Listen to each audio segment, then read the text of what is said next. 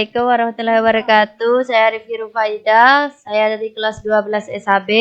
Di sini saya akan membahas soal SBMPTN Sosiologi. Perbedaan saksi norma sosial tata kelakuan mores dari saksi norma sosial lainnya adalah: satu, saksi mores hanya diterapkan pada norma formal. Saksi mores bersifat lebih fleksibel dibandingkan saksi norma sosial lainnya. 3. Saksi mores lebih terkait dengan norma-norma moral yang sangat dihormati dalam masyarakat. 4. Hanya saksi mores yang diterapkan pada perilaku yang tidak terkait dengan moralitas. Saksi mores hanya berlaku pada norma sosial informal. Jawabannya adalah C. Pembahasan norma adalah tata aturan yang berlaku dalam sebuah masyarakat, baik itu tata aturan yang tertulis maupun tidak tertulis. Norma dapat terbagi menjadi beberapa jenis, yaitu norma agama, norma hukum, norma adat istiadat, norma kesopanan, dan norma tata kelakuan mores. Setiap norma pasti memperlakukan saksi, baik itu saksi hukum, sosial maupun keagamaan.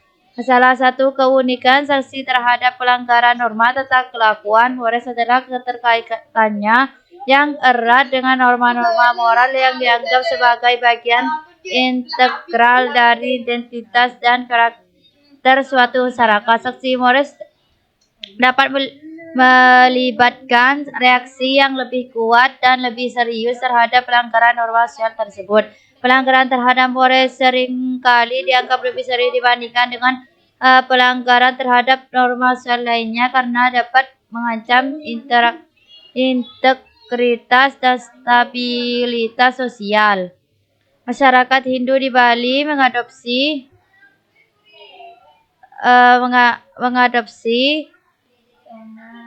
sistem stratifikasi sosial yang beragam.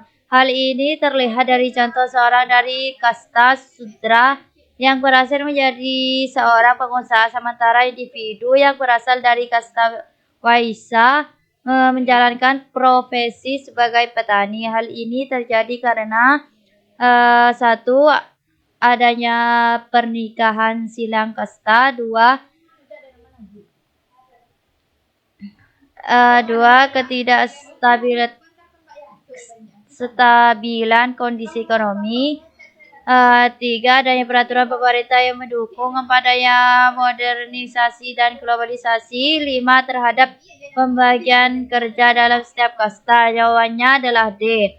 Pembahasan stratifikasi sosial campuran merupakan kombinasi dari sistem stratifikasi sosial yang bersifat tertutup dan terbuka. Sebagai contoh, seorang yang berada dalam kasta Sudra memiliki kemungkinan menjadi seorang pengusaha, sementara individu yang termasuk dalam kasta Waisya bisa menjalankan profesi sebagai petani. Meskipun masyarakat Hindu di Bali masih mempertahankan pembagian kasta berdasarkan keturunan, dampak globalisasi dan modernisasi telah mendorong penerapan sistem pelapisan sosial terbuka, terutama dalam bidang ekonomi profesi.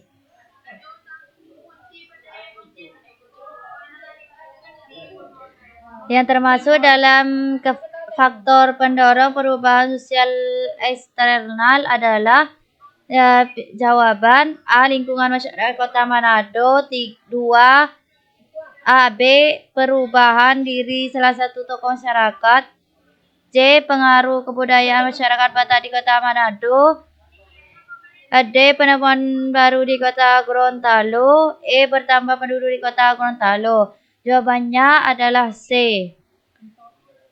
Perubahan sosial bisa terjadi karena faktor internal dan eksternal. Faktor eksternal berarti perubahan sosial diakibatkan adanya perubahan dari luar masyarakat itu sendiri. Opsi A, B, D, dan E merupakan faktor internal pendorong perubahan sosial, sehingga bukan jawaban yang tepat.